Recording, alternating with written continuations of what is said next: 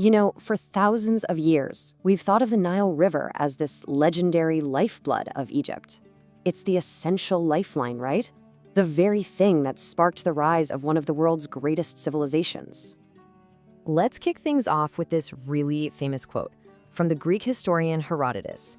And for literally thousands of years, this one simple idea has pretty much defined how we see ancient Egypt.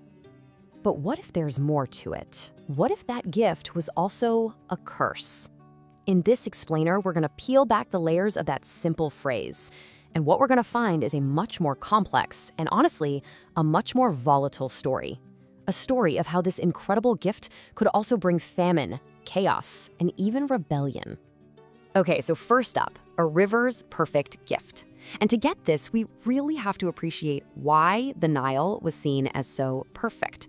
For thousands of years, its predictable, reliable cycle was the absolute foundation of Egyptian life, their power, their entire way of looking at the world.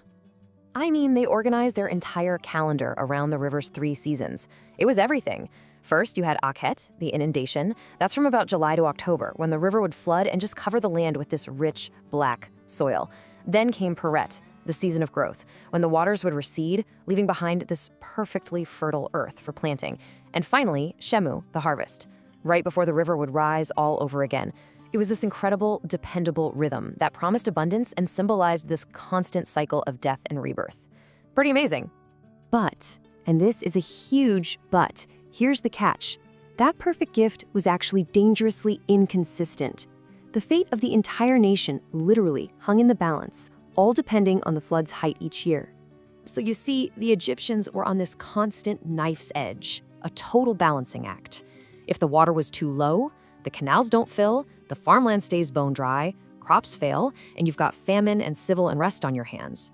But if the water was too high, well, that was just as bad. Embankments get breached, villages and infrastructure are totally wiped out, and then you've got pestilence and disease. It was a double-edged sword, for sure.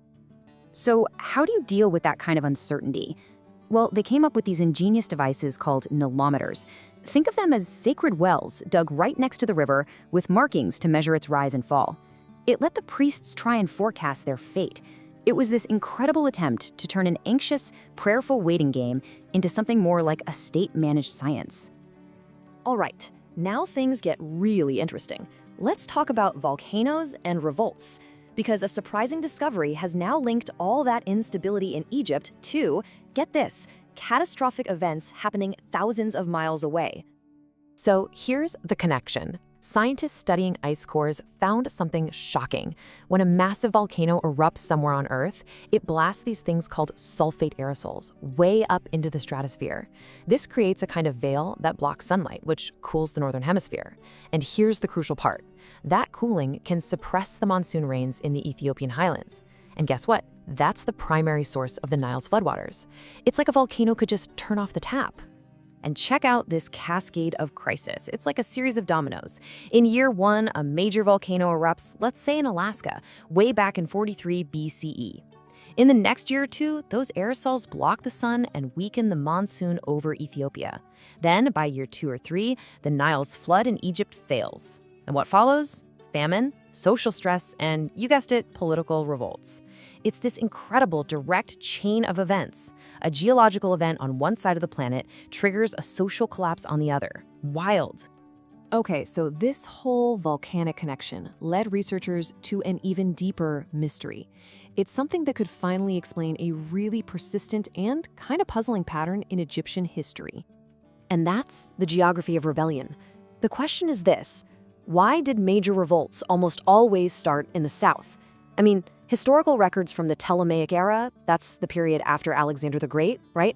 They're super clear. The capital was Alexandria, way up in the north. But the big rebellions? They consistently ignited hundreds of miles away in the southern region, in a place called the Thebaid.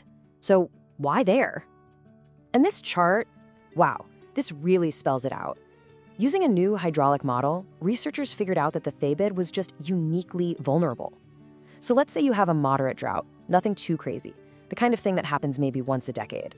Well, in Middle Egypt, they might lose, say, 5 to 10% of their farmland. Not great, but manageable.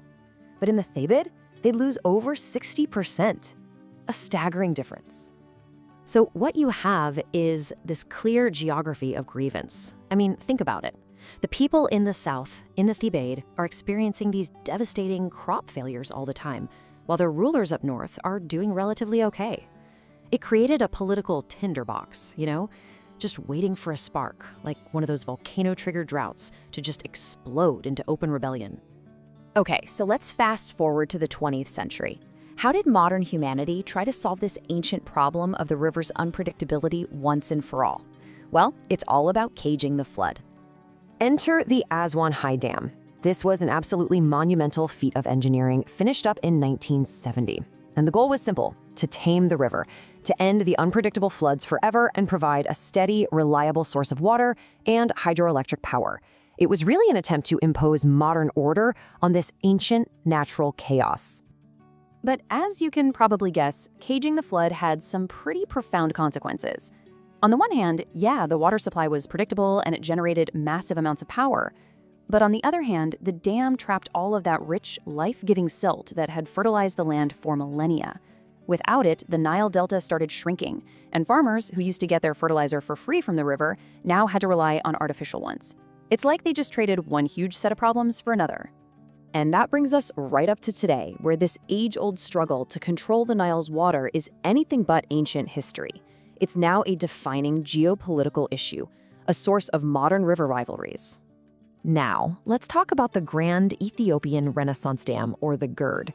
This thing has created a really high-stakes 21st century conflict. It was built by Ethiopia on the Blue Nile, the very source of that ancient flood. It's Africa's largest hydroelectric dam. For Ethiopia, it's a massive source of national pride, a way to provide electricity to all its citizens. But for countries downriver like Sudan and Egypt, well, they depend on that water flow. They see the Nile as their birthright and this dam as a threat to their very survival. And this really gets to the core of the modern challenge. The Nile isn't just Egypt's river, right? Its waters flow through, get this, 11 different countries. And all of them have growing populations and their own competing needs and ambitions. So that leaves us with this final, really critical question.